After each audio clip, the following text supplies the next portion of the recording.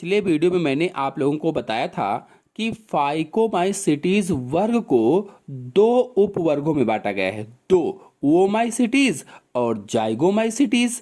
अब ओमाइसिटीज के बारे में मैंने पिछले वीडियो में ही पूरी जानकारी आपको बता दी थी। अब बचा जाइगोमाइसिटीज, तो जाइगोमाइसिटीज के बारे में आज की वीडियो में पूरी जानकारी आपको समझाएंगे। तो चलिए शुरू करते हैं।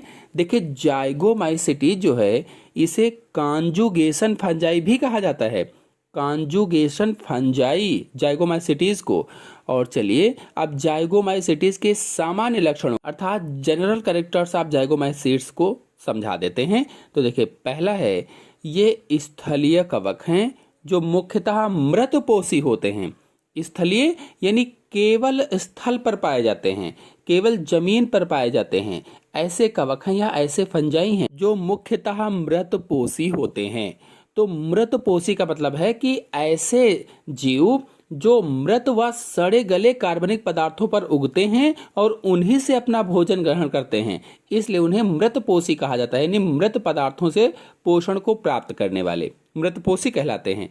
तो ये स्थलीय कवक होते हैं और मृतपोषी होते हैं। फिर दूसरा है कवक जाल बहुकेंद्रकीय होता है। यानी जो इनका कवक जाल होता है वो कैसा होता है, उसमें बहुत से केंद्रक पाए जाते हैं, बहुकेंद्रकीय होता है। सिनोसिटिक, सिनोसिटिक का मतलब होता है बहुकेंद्रकीय।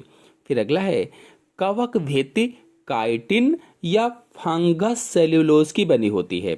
जो इनकी कवक की भित्ति होती है, फंजाई जो लेयर होती है, वो कैसे बनी होती है, काइटिन की या फिर फंगस सेल्यूलोज की बनी होती है। अगला पॉइंट है अलैंगिक जनन पतली भित्ति वाले अचल स्पोर द्वारा होता है। जो पतली भित्ति वाले स्पोर होते हैं उनके द्वारा अलैंगिक जनन होता है और ये स्पोरेंजियोस्पोर के सिरे पर बनते हैं। देखिए, जैसे ये स्पोरेंजियोस्पोर है और इसके सिरे पर ये स्पोरेंजिया है और इसके अंदर ये स्पोर बनते हैं या स्पोर का निर्माण होता है। फिर अगला पॉइंट है लैंगिक जनन दो समान युग्मक धानियों के बीच संयुग्मन द्वारा होता है। जिसमें सेक्सुअल रिप्रोडक्शन होता है वो दो समान युग्मक धानियां होती हैं, उनके बीच में संयुग्मन द्वारा, यानी वो दोनों आपस में संयुग्मित हो जाती हैं, आपस में मिल जाती हैं, तो मिलने से लैंगिक जनन हो जाता है। इस प्रकार के लैंगिक जनन को युग्मक धानीय संयुग्मन कहा जाता है या गैमेटेंजियल कॉपुलेशन कहा जाता है। गैमेटेंजियल कॉपुलेशन किसको, इस प्रकार के अलैंगिक जनन को, जब दोनों युग्मक धानियां आपस में मिलकर जनन करती हैं और इनके संयुग्मन से जाइगोस्पोर बनता है। जब ये आपस में संयुग्मित हो जाती हैं तो जाइगोस्पोर का निर्माण होता है। फिर अगला पॉइंट है युग्मक अचल व बहुकेंद्रिक होते हैं। यानी इनके जो गैमीट होते हैं वो अचल होते हैं, नॉन मोटाइल होते हैं और बहुकेंद्रिक होते हैं, या कह लीजिए कि सिनोसिटिक आप बोल सकते हैं। बहुकेंद्रिक यानी बहुत सारे उसमें केंद्रक पाए जाते हैं और इन्हें संयुग्मक कहा जाता है, संयुग्मक या सिनोगैमेट कहा जाता है।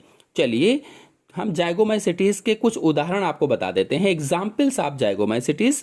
तो पहला है पाइलोबोलस।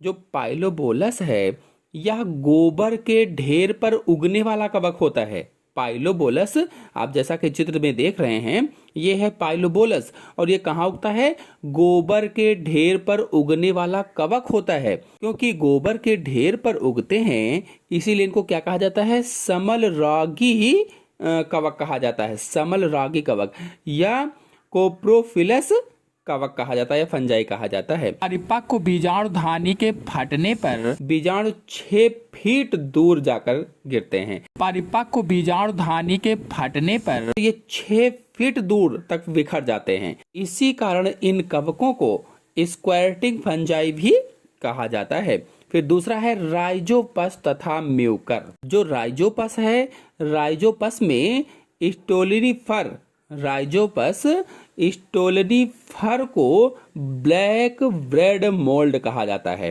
ब्लैक ब्रेड मोल्ड के नाम से राइजोपस स्टोलिनिफर को जाना जाता है। और म्यूकर म्यूसिडो समल रागी कवक होते हैं। जो म्यूकर म्यूसिडो हैं ये समल रागी कवक हैं या कोप्रोफिलस कवक होते हैं।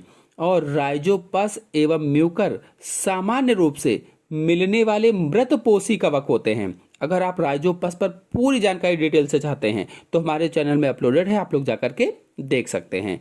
तो राइजोपस और म्यूकर सामान्य रूप से मिलने वाले मृत पोषी कवक हैं, यानी मृत पदार्थों पर उगते हैं और उन्हीं से अपना पोषण ग्रहण करते हैं।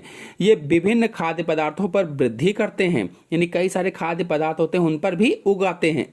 शकरकंद, सेब, स्ट्रॉबेरी का मृद बिलगन रोग राइजोपस के कारण होता है।